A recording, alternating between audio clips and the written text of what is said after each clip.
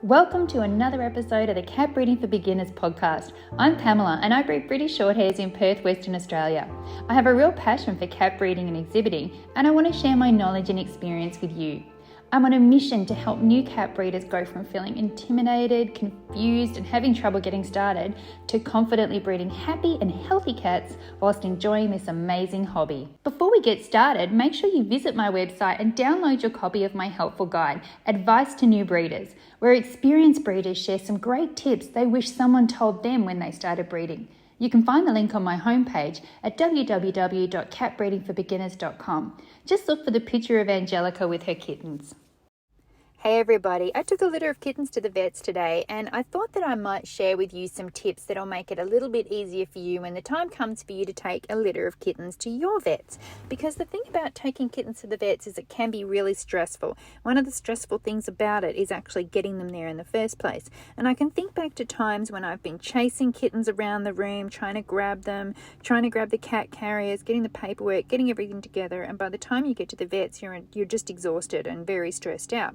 And it doesn't have to be like that. So I'm going to give you a couple of ideas. I'm going to give you two great ideas that you can use when you have to take some kittens to the vets. Now, today I did take some kittens in. I took a litter of kittens in, but I will tell you that it was a little bit easier because it was only 2 kittens. Now, I only needed to take one of them in because she had a little bit of a problem. She has a problem with her pooping at the moment. So I needed to take her into the vets. But I thought instead of taking her on her own, what I did was I took her brother as well. So if you have to take just one kitten to the vets, sometimes it's a really great idea to take another one for moral support. And the reason is they are a lot less stressed in the carrier, they're a lot less stressed in the car, they're a lot less stressed when they're actually at the vets if they have their little friend there with them. So her brother went along for the ride today. He went along as her moral support and she was a lot calmer because of that. I also sometimes use them as a way to get them into the carrier. So I will put the carrier in the room and I'll let the kittens go into the carrier, and when the one that I want goes into the carrier, I'll close the door. So sometimes they just come along for the ride because they got into the box. And that means that you might end up at the vets with 3 kittens when you're only there to see one, but as long as you know which one the vet's going to see, that's totally fine. Now, my other tip for you is that when you are getting your kittens and you're taking a whole litter to the vets, and maybe you've got a large number of kittens, maybe you've got 6 kittens you need to take, maybe you're taking 2 lots of kittens at one time, so maybe you've got 8 kittens you want to take. A really good tip is if you have something that you can feed them in, maybe they're still in the area where they have their birthing cage there, maybe you have a pop-up tent that you can use, anything like that you can get them to go in, you can actually put them in there well in advance. So set up a litter tray, some water, some food, and just start putting them in there. Every time you manage to get your hands on one of them, pop them in there and they can stay in there for a bit. So in the morning, maybe before you're taking them to the vets later that day, you can just start collecting them up and putting them in there, and then they can just be in there until you're ready to go, and then you put them in the cat carrier and take them with you.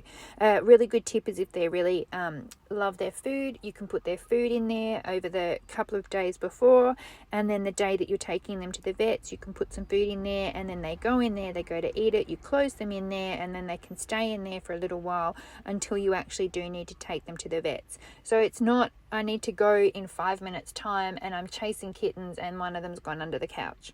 You're not wanting to be in that situation, let me tell you, because I've been there many times before.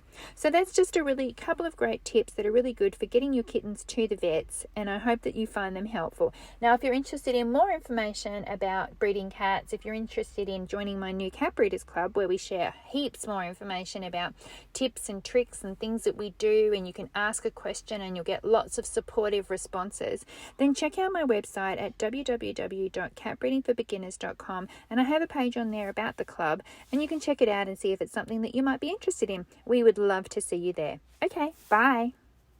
Thanks for listening. Make sure you visit www.catbreedingforbeginners.com, where you can find articles, guides, courses and more. Plus, make sure you check out my amazing new Cat Breeders Club. It's a supportive space where new cat breeders can learn, share and help each other. I only take new members a few times a year, so sign up to make sure you don't miss out.